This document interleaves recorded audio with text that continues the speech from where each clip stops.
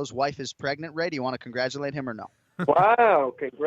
Congratulations, buddy. Thank you very much. When I find the guy, Ray, he's in trouble, though.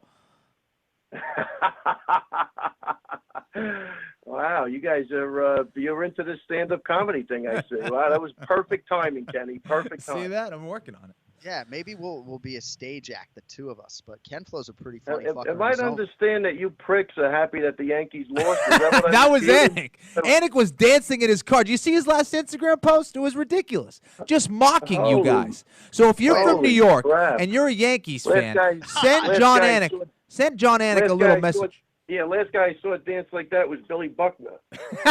Oh, that was hard. Yeah, he's back at it. He's back at us. Oh, man. I should just mute my microphone and take the rest of the Ray Longo minute off right now. You got me there, Ray. So you're not a Mets supporter. I thought you were a Mets guy.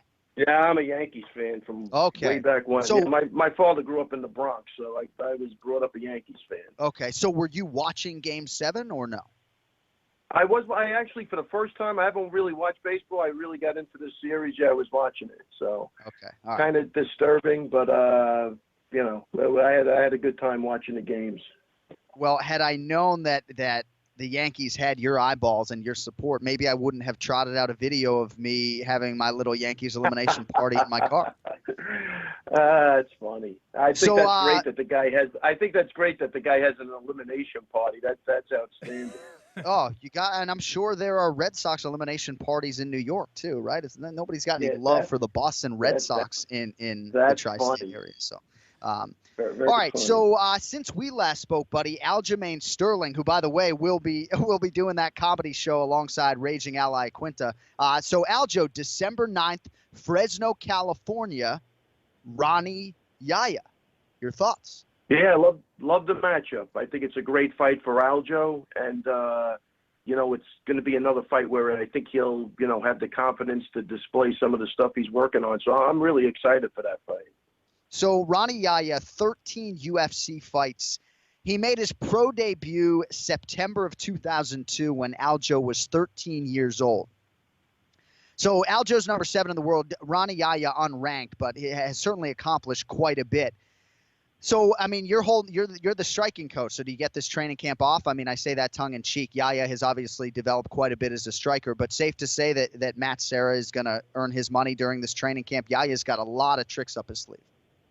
Yeah, I tell you, Aljo's jiu-jitsu is really on point. I don't know if it's underrated, but he's really, really good. So Matt feels that this is a really good matchup for him. Obviously anywhere the fight goes, but standing up, I look for a big advantage to Aljo. And the ground game should be interesting, but Aljo's, he's definitely no slouch on the floor.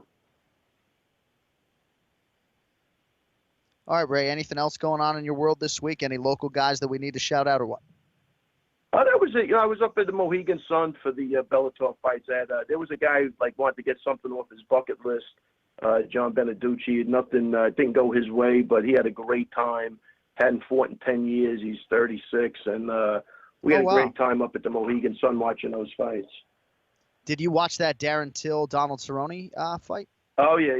Yeah, I was kind of, I think, last week I was leaning towards Till. He's just, he's just too big and rangy, and, yeah, he made that look really, really easy. But, these young guys, and you're in the wrong weight division. It's just too much to overcome, even with the experience. I think, I don't know. That guy looked huge in there next to Cerrone. Yeah, he did. He's also 10 years younger with a lot fewer miles. I mean, he doesn't turn 25 until I think Christmas Eve this year. So we talked about Donald Cerrone, right? I mean, do you think, is it fair to say the schedule has caught up to him, or do you just feel like he was fighting a light heavyweight monster this weekend? Well, I think it's a combination of both. I think he's, I think he really likes fighting, but I mean, that guy was just, I don't think he'll ever beat that guy. You know what I mean? No matter if he takes off a year. I think, Cerrone's got a lot of mileage on him now, and he's probably coming to the end of his career, and to be in a weight class heavier than where you're probably better off is going to be tough, man. These guys are big, they're young, they're strong.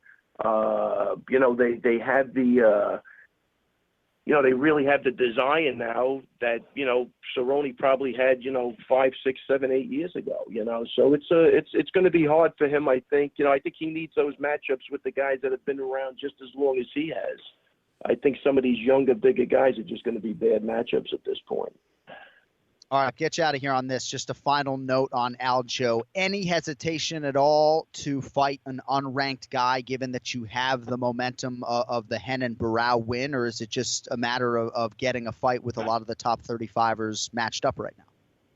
Yeah, no, it was exactly what you just said. It was really the only guy I think available. I'm not sure that, but I know he wanted like Jimmy Rivera before that fight was booked. Right. Good for Jimmy. Got the fight with Dominic, which will be a great fight. But it was more just to stay busy and to fight, and there wasn't really anybody else to fight, if I'm not mistaken. I think that we went through this, and then when his name got thrown out, we definitely no hesitation because he's an unranked fighter, and Aljo is really, really good. Still a work in progress on certain levels, so it's going to be a great fight for him to get some more rounds under his belt and minutes in the octagon, and I think this guy is the right dance partner.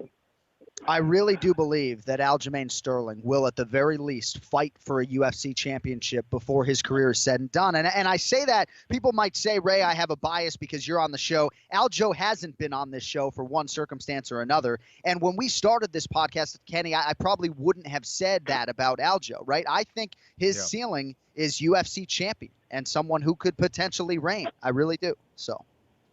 Yeah, and I got to tell you, I mean, I honestly, like attribute-wise and technically, and the gifts that guy has, nobody else has. He could do things that there's a lot of 135ers can't do, and it's my job to really bring them to where he could do it, in those 15 to 25 minutes he's in the octagon. But he really has a skill set that has not really been tapped yet. You know what I mean? I'm going to say on a scale of 1 to 10, he's at like a 3 with what he's able to do and what he's been doing. So I look forward to this fight to see him, take another step towards, all the really good things he does.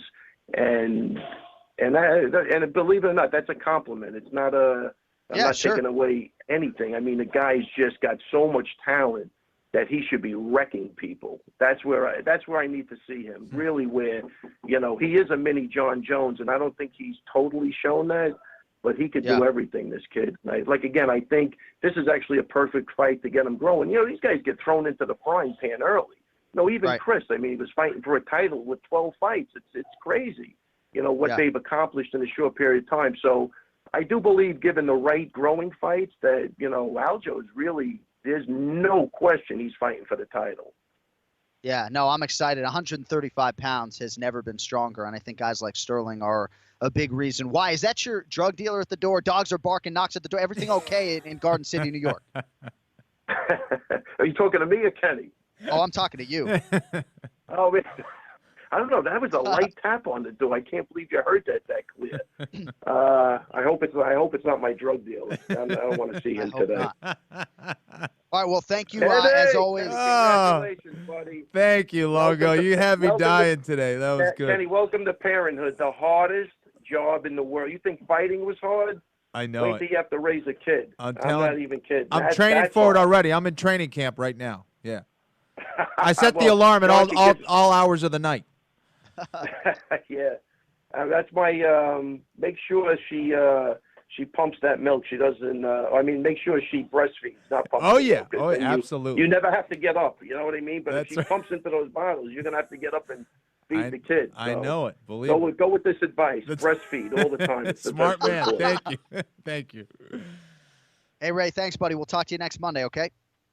All right, guys. Have a great time.